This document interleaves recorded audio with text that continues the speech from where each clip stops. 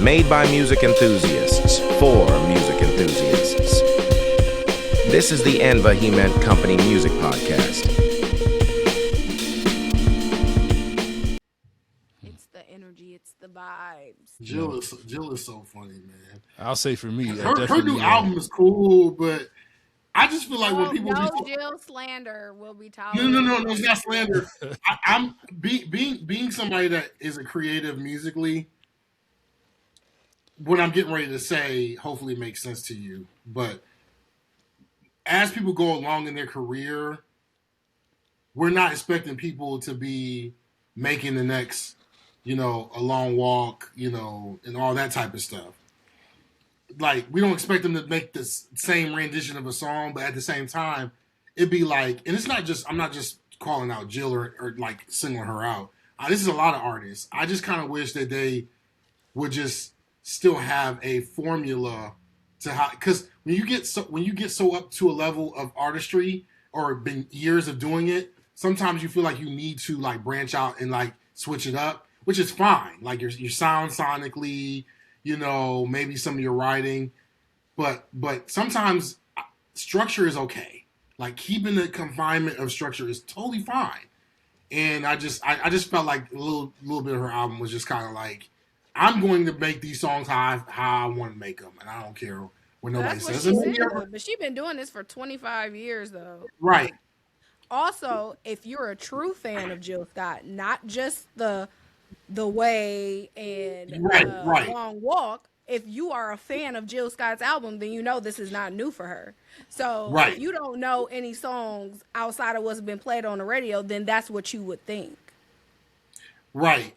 I am Jill Scott, outside of Marvin Gaye, is my favorite artist, so I know every song from every album that she's ever done, and this is right on par for Jill. Jill is a poet first and foremost, she's a poet. Mm-hmm. Second of all, Prince is her favorite artist.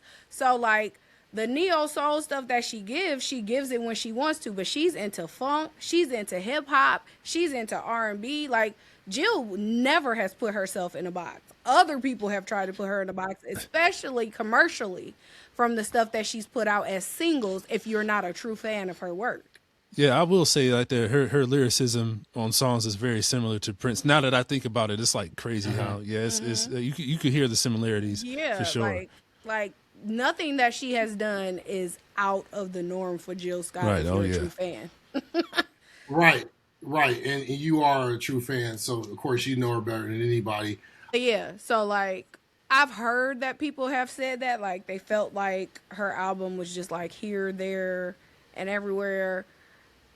And to that, I say you're just not a true fan of Jill, because you would already know that her albums don't just stay in one lane, but also like she has put in her dues to do whatever she wants on her stuff. Yeah. Like, listen. You know what I'm saying? Like to be fully creative in her full creative self, to put out 10 different tracks in 10 different genres, if that's what she wanted to do. Like. Right, and being a true fan, you have every right to definitely respond in that manner. I'm only speaking, and this is just a general. This is a lot of artists, especially that have been doing it for several decades, like her. Is like I think sometimes, because how it was back in the day was that you may have with your A&R, whoever is like kind of overseeing the album, you may have that person come in and say, "Hey, it's okay to be you. Let's just have a couple records that we feel like will just kind of like, like the Ways and all that type of stuff." And I'm just giving her as an example that will like resonate with many different, pockets. And I'm only saying this from that standpoint of it's okay to still have the foundation of structure with as being an artist and creating. And because again, for me, I had to learn to, because I got a homie right now who's a producer and an artist right now out in Vegas, and he's had placements with different R&B artists, backgrounds, producing all the 9 yards. He straight up told me, man, I don't give a F no more about no structure, no this, that, and the third, no. And it's just kind of, to me, when you have that mindset, where you're just like, man, I don't care no more. The way I'm explaining it is not to say that you can't be creative and be you. It's that sometimes certain people need to be able to understand music a certain way, and you will get by better if you just have that in mind a couple times on a body of work. So I'm saying don't lose the structure to some extent, because I know I was just listening through her album, and then there's some other people too. I don't want to single her out because obviously you're a big fan, but you know, I'm like, even man. if I wasn't a big fan, I feel like what you're talking about to me is for people who ain't been in the game that long. Like with Jill, like Well, no. Even this is stepping outside of a fan thing, but even to that, I don't agree, because Beautiful People is right on par with what she does. Pressure is right on par with what she does. No, sure. Like she has like 3 or 4 tracks on that album that is typical Jill Scott, quote unquote, watered down fan music. Like, and it ain't even watered down, but what people want to hear. Like Pressure is number 1 on radio right now. Yeah, it's definitely what they're used to. Beautiful People. So I don't agree, because that's not true. She put at least 4 tracks on there that is what you would normally expect from her. Well, we can leave it there. Yeah, I mean, you know. Yeah. we'll leave it there, because I mean, I'm so deep about this from a creative standpoint. You know what I'm saying? I mean, do you? I'm not looking at it. I'm not looking at it from a fan's perspective. I'm just looking at it as, long story short, and I don't want to keep using her as an example, because I'm not just saying it's just her, but there's other artists, there's other pioneers in the game that they don't have teams of people anymore that come behind them and say, hey, we just think that if you just do this little thing here, we're not telling you to lose yourself, we're not telling you to switch it up and be somebody else, but just tweak this here, then, you know, because again, Jill Scott being Jill Scott, I mean, she can make a song about bathwater, and I think the way she structures it, because she's Jill Scott and she's, you know, a legend, she's going to have number 1 on iTunes or number 1 on the radio, and these things, this, that, and the third. I'm just saying that. So do you not think that the songs that I named are typical Jill Scott songs? Pressure. I'm not even saying that. I'm saying that. I'm not saying that. I'm saying from a general standpoint, not even just with her, but others, that we slightly, because there's no more labels involved and things of that nature, we've just gotten away from just that little tweak here and there to just say, be you, do you, be creative, but let's just kind of just tweak it here. You know what I'm saying? So that's what I mean, if that makes sense. You know what I mean? So it's not just her or like singling her out. I get what you're saying. That's all I'm saying, because Jill Scott's gonna be Jill Scott. Listen, Jill Scott in 2000, Jill Scott in 98, and all that type of stuff. I just seen a 04, you know, on her live rehearsal, which was amazing. Her live rehearsal reel that she did for Fallon. I just seen a comment on there that criticized her first album when she came out with Getting in the Way. They said on there, they were like, Getting in the Way shouldn't have been the first single because it played into women against women and blah, blah, blah. The first single should have been Watching Me and blah. We're talking 26 years ago. Right.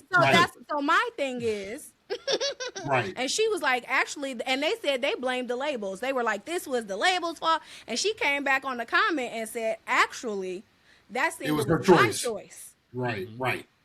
It was my choice. Actually, that's like, that's what I'm saying. Like, I feel like if Prince was still alive and we could get him on this exact segment right here, he'd be like, fuck all that. Do what you want to do. I want.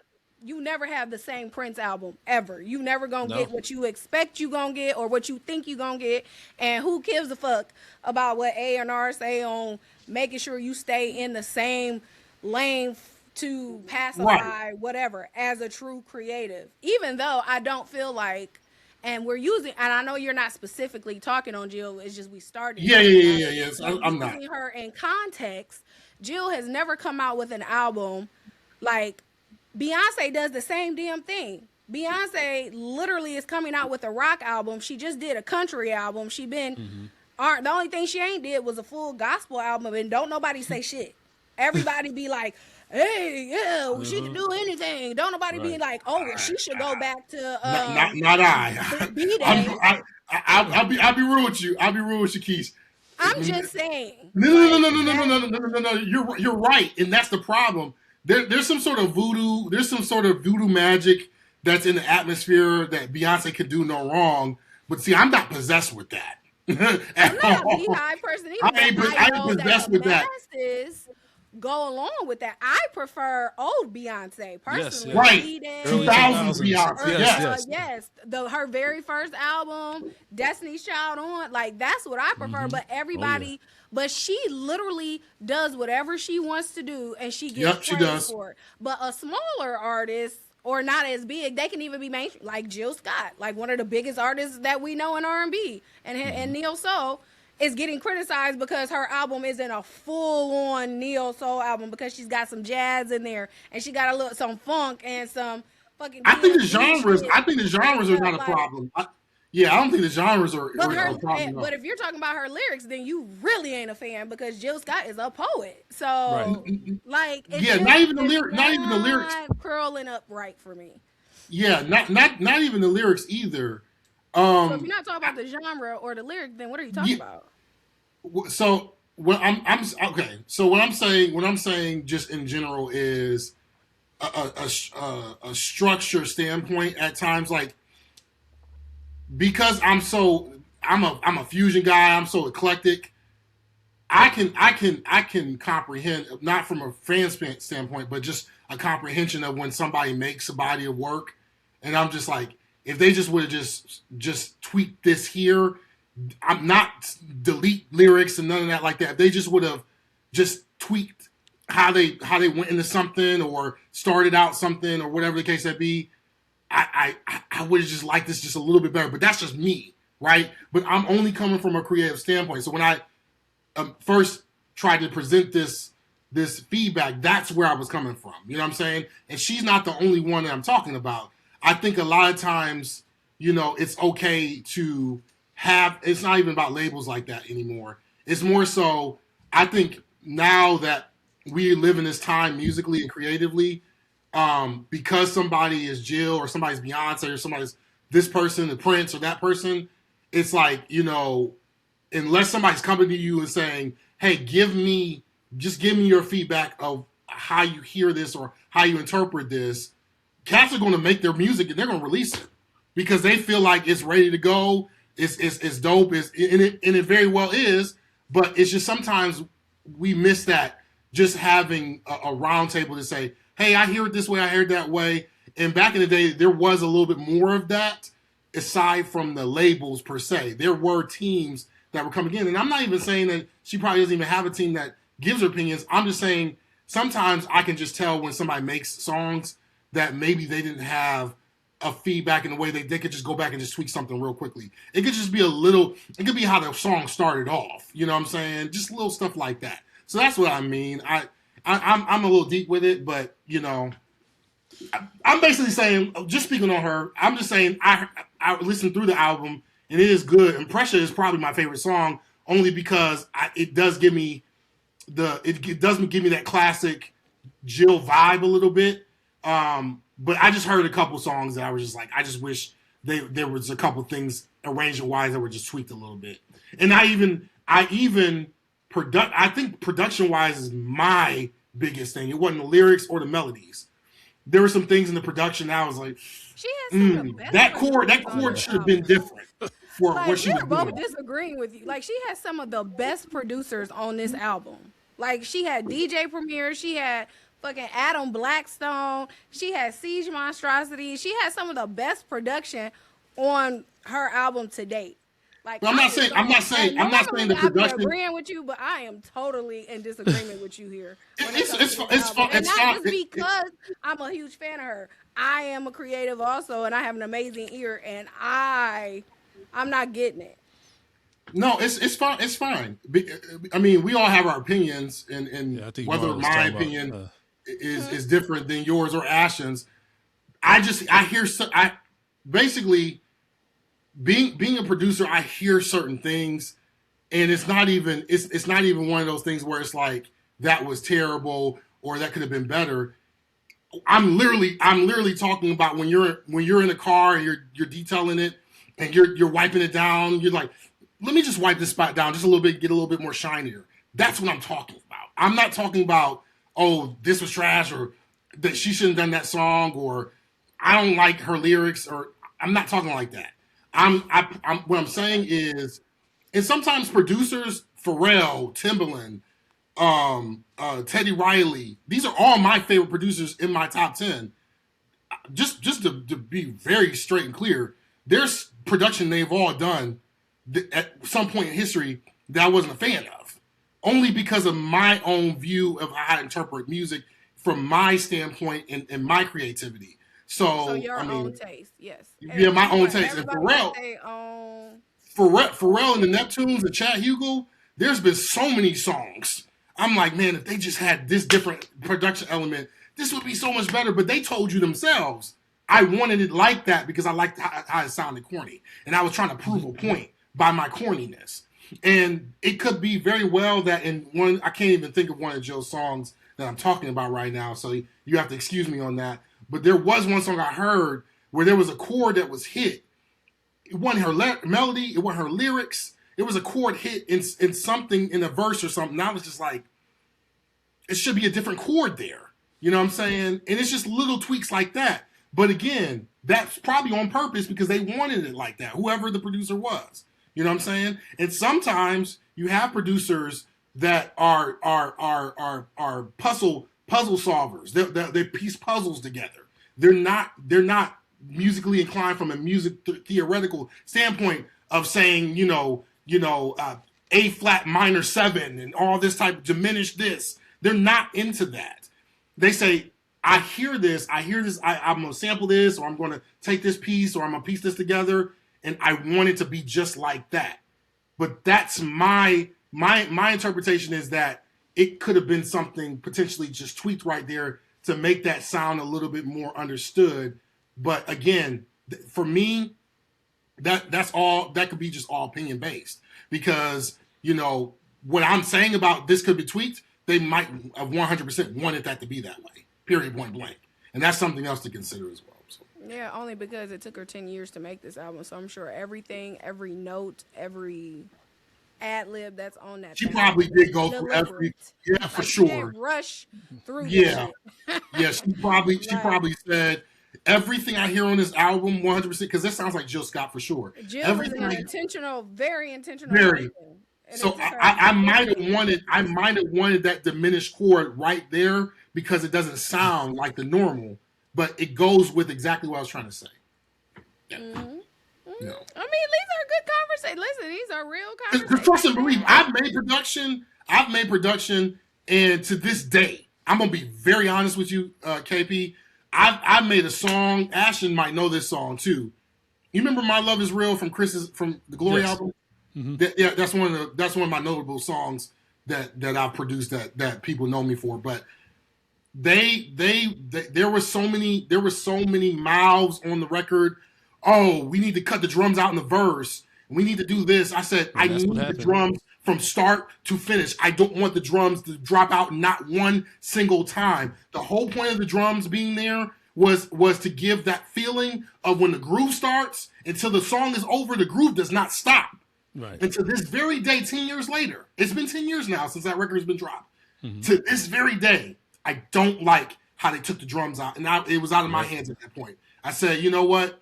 Me being the producer on the record doesn't matter anymore. You guys are going to make your decision. And the artist took the word over who he felt had more credentials than me at the time. So you know what? I can't keep fighting anymore. You're not going to, but I'm just giving you an example, KP, of like little things like that. Our artistry sometimes is everything. It's like a painting. Like every color that we use, every brush that we use, every way we do the painting, it's intentional. A lot of times when you're really a real creative. And so I get it. So I'm just giving an example of I totally get it. You know what I mean? Yeah. So, everybody ain't gonna like it. And like the name of her album is To Whom This May Concern. Yeah. So it's for who it's for and it ain't for who it ain't.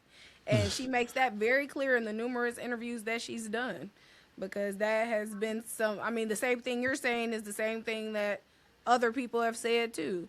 They wanted it to sound a certain kind of way. They wanted it to be structured a certain kind of way. Like, what you're saying isn't something that hasn't already been said. Like, and she addressed all of that and basically said, fuck y'all, it ain't for you. Yeah, but to the point, to both of you guys' point with Marlo saying that, he wishes something would be here or there, or even you mentioning that it took Jill Scott 10 years, KP, for this album to be released. I feel personally, I'm kind of in those same boats. Like, that's the reason why, even though I've been talking about AFS's EP or album for like 4 years, I'm still, still trying to tweaking things and trying to figure out what goes best with what and everything else. So I get both sides. So it's crazy. But then even more to that, I'm just on like, what, the hell with it. I need to just go ahead and release this however it comes out, to whom this may concern. Some people gonna like it, some people won't. So, and that's just the bottom line. I'm just gonna have to live with the end result. Just I'm an artist. Just deal with it. So